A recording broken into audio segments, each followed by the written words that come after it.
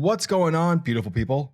And welcome back to another comic book review video. I'm your majestic CEO for SuperCliff, and if you guys are new to this channel, then do me a solid by smashing that like and subscribe button, and also hit that notification bell so that you'll never miss out on an upload, and so that you'll always be kept up to date with your favorite top tier comics happening in the comic book world. And today, folks, we are covering the 2021 annual of Superman, Son of Kal-El, written by DC's golden child, Tom Taylor, with the art by Steve Pau and Clayton Henry. And guys, if you haven't been keeping up with the series, then definitely check out the playlist within this video's description. It will help catch everyone up on what's been happening. Now check it.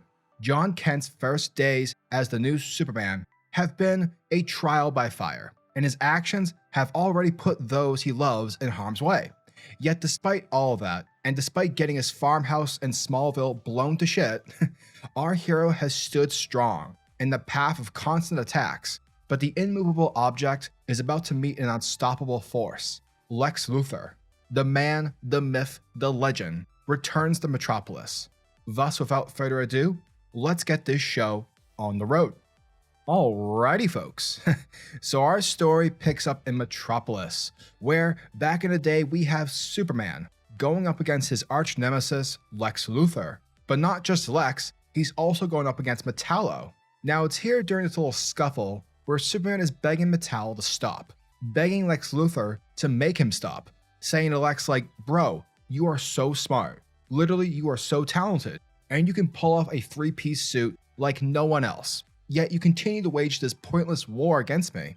But Lex doesn't care, because at the end of the day, he hates Superman, and he wants nothing more in this world than to rid Metropolis of its Man of Steel.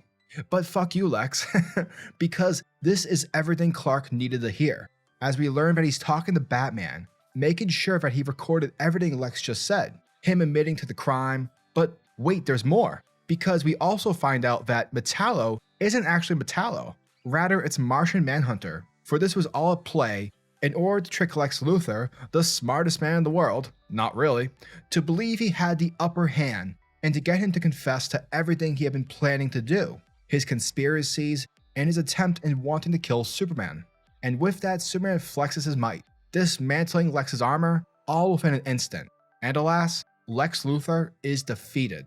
And so that's what picks us up a little bit later, where Superman is visiting Lex Luthor in prison, and he's trying to find out the location of the welder that is linking him to Metallo's armor, because that individual has gone conveniently missing. But instead of answering his question, Lex tries to pretend that he has no idea on what Superman is talking about. Rather, he is deliberately playing coy.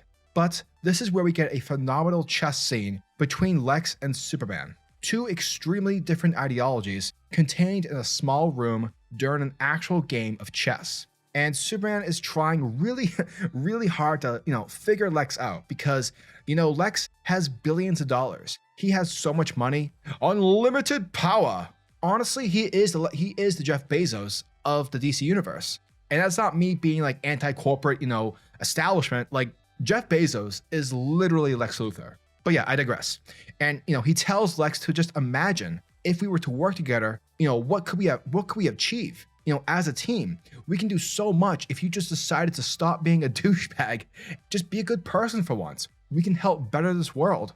Suddenly, one of the guards come in and lets Superman know that Batman found the guy who Superman was looking for. And of course, the man got beat up. But nonetheless, Superman tells Lex Luthor that he no longer has time for his games. And with that, he leaves, which leaves Lex being completely irritated, yelling at Superman to come back and to finish their game of chess.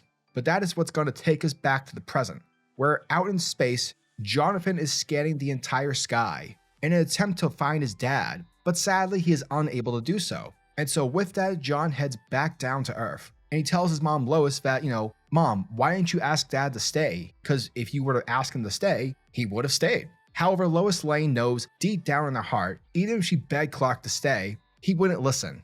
Superman, Clark Kent, he's all about helping people. And to know that, on World, there were people who needed his help, how could he ever say no? How could he just stay behind and just let it happen?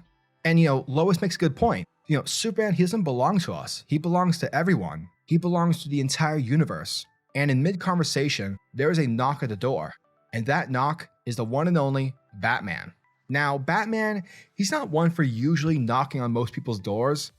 Usually he'll just show up in a random dark corner in your house, but apparently after he did that one time, Lois Lane definitely made sure to let him know to never do that again because it's pretty fucking creepy. Batman's insane. I've been saying this since the beginning of time. I digress. And now, right off the bat, she lets Batman know that Jonathan is not joining Justice League. But that's not why Batman came. The reason he has come is that, with Clark gone, he left behind a message for him to give to Jonathan. And it's revealed to be a crystal, where inside of it, there's a message for Jon. And this crystal, there's only one place in the entire world where, he can be able to understand this message. And that's at the Fortress of Solitude. And so Jon heads off into the Arctic. And on his way there, he sees a polar bear that appears to be having issues staying on some ice that isn't melting and falling into the ocean. So this poor polar bear needs a little bit of help, which of course, Jonathan indulges in and decides to help the polar bear, grabbing the poor bear and dropping it outside the Fortress of Solitude, while also bringing in some blueberries. Jonathan goes inside the Fortress of Solitude, and this is where he puts the crystal into the machine. And this is where we see a recording of Clark Kent, an artificial hologram, much like Clark had of his father when he first had the Fortress of Solitude. Now, Clark knows this is not a replacement for him, but in those moments where Jonathan is going to need some kind of wisdom from his dad, Clark always found great comfort in his father's recordings. And so he thought that, this would be the best course of action for Jonathan. So if Jonathan ever needs any kind of advice, he can just come to the Fortress of Solitude. It's the help desk. Now, of course, there are some questions that he simply just cannot answer. Questions like, where did you go and when will you be back? And then he starts worrying about climate change because, that's a big topic in today's world and in the political landscape. And it's also one of the reasons why Jon helped the polar bear. Climate change seems to be a real thing in the DC universe and is affecting their landscape. And so he is worried that the powerful people in charge are just pretending that it doesn't matter, which they are in real life. Now, while all this is being talked about, Clark quickly changes the subject to Lex Luthor. Now, the thing is, Lex hasn't been seen in months. But Clark knows that eventually Lex will show up, and he's going to make his presence known to the world because he's an asshole. Now, Clark admits that he's gotten many things wrong about Lex. Yes, Lex is a terrible person, but he also has resources. And so, if there's a way that Jonathan can kind of confront Lex in a different way that Clark ever did, maybe not so hostile, and maybe a little bit more like, hey, if you can do it, we can do this together, like we can save the world together and you can get all the attention on social media. If Jon approaches him like that, then perhaps Lex will maybe be useful. Now, this is where we pick up elsewhere, going from Star City to Gotham to Bloodhaven, where we have all the underworld criminal bosses getting a package in the mail at the same time, a package with a tablet in the inside. And as they open up these packages, it is revealed to be Lex Luthor on the tablet, and he's letting them all know that he is back in business. And last week, the president of Coast City Bank had a stroke, and Lex, being sure that everyone heard about this, a minute before he had his stroke, he was having a meeting with Lex Luthor, and they disagreed on something. So basically, Lex is insinuating that I killed the man, so listen up or you're gonna die. Now, all of them try to ditch the tablets and run, but Lex lets them know a little nano droid had flown to your nose once you open the package. And so if you decide to just throw it away or leave the room before I'm finished, you're going to die. This drone's going to kill you. And so Lex tells him that they're each going to deposit $1.7 billion into his bank account. And if they don't do this, they will mysteriously have a stroke. Also saying that, he's gone over the finances and this barely is scratching any of your actual income. So yeah, don't be stupid. Just do what I say. And so with that, all the crime lords, they start putting in their money together and giving it to Lex. And now with all this money, he can now build exactly what he wants to build.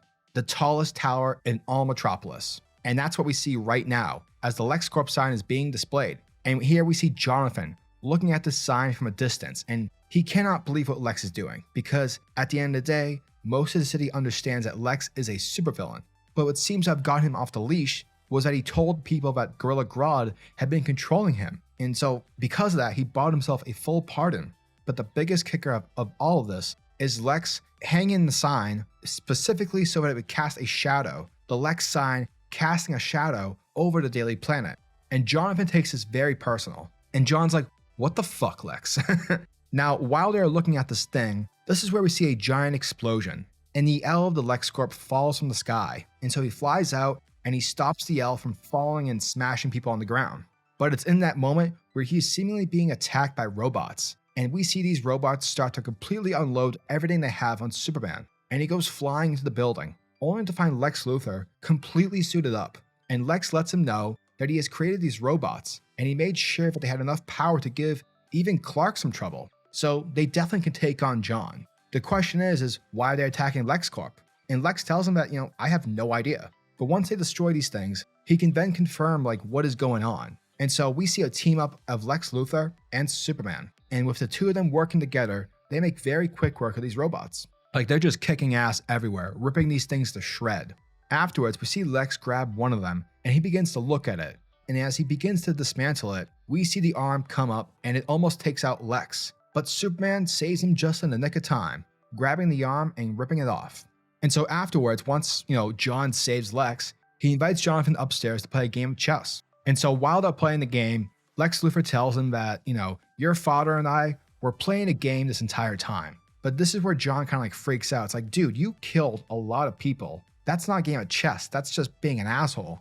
Now, a thing to keep in mind here is that there is a lot of underlying tones here. It's kind of seeming like Lex Luthor wants to see if Superboy is up to taking up the mantle of Superman. And so he wants him to challenge Luthor to see if he's worth Lex Luthor's time. Or at least that is the premise of, what we're getting at here. Now, Jonathan asks, what if I win? If I play you in this match and I win, what do I get out of it? What Jonathan wants is the removal of the LexCorp sign. And Lex Luthor, he agrees to the terms, believing that Jonathan could never win against him in chess. And so as this game of chess gets underway, Lex lets us know that he and Clark got off on the wrong foot. And Clark Kent would tell you the same thing. Lex Luthor hates him, but it's possible that he could have used Superman despite all the danger that he posed to this world. Now, of course, Jonathan sees Lex Luthor like the one that truly poses the threat to the world, and he generally believes that there are some people out there who don't help because they don't think that they will ever be around long enough to experience the help that they give. But the thing with Lex is he's completely different because with him, he's Lex Luthor. Dude can build a new body and transplant, his consciousness into a 12-foot cyborg of sorts. But the main point of this is, Lex Luthor will still be there if the world changes. And with this chess match coming to an end, we see that Jonathan is the one who puts Lex Luthor in checkmate. Now, of course, this completely shocks Lex, or at least that is what he is playing it off as. But we can't tell if he's actually being sincere, because at the end of the day, this is freaking Lex Luthor. He's an asshole. But Lex Luthor asks Jonathan how are you able to beat me? And the truth is, Jonathan is very fast. Now, as Jon goes flying off, it appears that Lex Luthor is angry, and he throws a fit. He's so upset. Tiny Superman, in his eyes, Jonathan Kent, was able to beat him. And with Jonathan going and flying off in the distance, we pick up a little bit later in Lex Luthor's office, with Mercy coming into the room, and we find out that one of the criminal underlords miraculously died from a stroke, because he appears to have done something against Lex Luthor. And basically, those nanodrones that, he mentioned about earlier were really inside his bloodstream. That was a legitimate, threat. So Lex wasn't bluffing. He was telling the truth. But Lex Luthor pulls one thing out of the conversation that he had with Jonathan, that the world needs saving. And so he wants to call President Bendix, the president of Gamora, because he is ready to discuss the Rising. And that, folks, was Superman, Son of Kal-El 2021 Annual. Among the cooler aspects of Tom Taylor's writing of Jonathan Kent's Superman adventures is the fresh take of Superman's old nemesis encountering his son. None are more threatening than Lex Luthor, and of course Taylor makes this encounter a memorable one. To start, Taylor opens with a flashback of the Justice League battling Luthor, and if Taylor's attempt here was to make fans clamor for him to write classic Justice League more often, then mission accomplished. The opener is a nice reminder that Lex can be outwitted, but can he really be outmatched? In a key scene involving chess, we get to see two perspectives on either side of the board between Lex and Superman. Their relationship has always been a bit like a game, and it's fitting how the chess theme, the theme of chess, is really encompassing the story between Superman and Lex Luthor. Taylor doesn't forget that, we're here for the action and the splashy heroics, and he delivers along with Clayton Henry, who draws much of the issue. For Jon's part in this, we see a complex character that's still trying to find his place in the world. Now, throughout the series, Jon has wanted to defeat systemic problems that are often brought on by evils of unhindered capitalism, such as climate change, and when you're facing Lex Luthor, who is in many ways a representation of these harmful capitalistic forces, is a great story move, and the dialogue that Taylor writes for him and Jon is bitingly intriguing. And it also kind of brings us back into reality, and we sort of kind of think of all the billionaires in the world, and they can do so much with all their money and power, yet they don't because, at the end of the day, the comic says the truth. They won't benefit from it. Lex Luthor is one of the greatest villains of all time, for those reasons and more, and Taylor conveys a deep understanding of that. He writes Lex as someone with unwavering conviction and arrogance, sincerely believing that any action he does is justified, especially when it benefits himself. Taylor does a particularly great job showing increasing realization of Lex's selfishness throughout this issue, and how that strengthens his resolve to save the world from people like him. All in all, this was a very interesting annual that expanded on Jon's journey without being too intrusive or telling you what to believe in, or not to mention, placing Lex Luthor in a very intriguing role that will leave you wondering, if he'll be just as a threat to Jon as he was to his father, or possibly being like a mentor-like figure. Overall, this was a really good one-shot, building on Jon's experience as Earth's new Superman, while building towards something intriguing with Lex Luthor. It's a great example of how Taylor is one of the best at crafting genuine character interactions, no matter who is in the room. Superman, Son of Kal-El 2021 Annual, issue number 1, gets a 9 out of 10. And guys, if you like this video, make sure to hit that like button in order to show your support to the channel. And tell me, what are your thoughts and opinions on this issue? Are you guys excited for the future of Superman? What are your thoughts on Lex Luthor's relationship with Jon? Let me know your thoughts and opinions down in the comment section below. And until the next video, peace.